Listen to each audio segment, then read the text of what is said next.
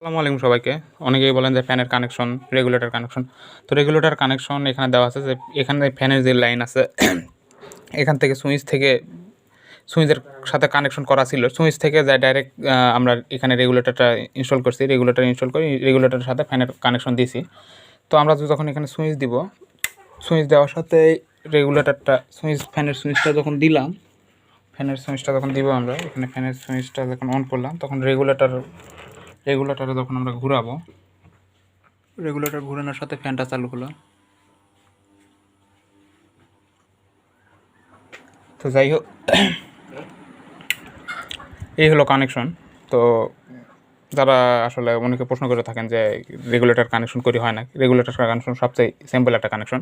সুইচে যে টার্মিনালে ফ্যানের লাইন করা থাকে ওইখান থেকে জাস্ট রেগুলেটরের তারটা ওখানে যাবে আর রেগুলেটর তার সাথে ফ্যানের কানেকশনটা হবে। এই হলো কানেকশন। তো ধন্যবাদ সবাইকে। আসসালামু আলাইকুম।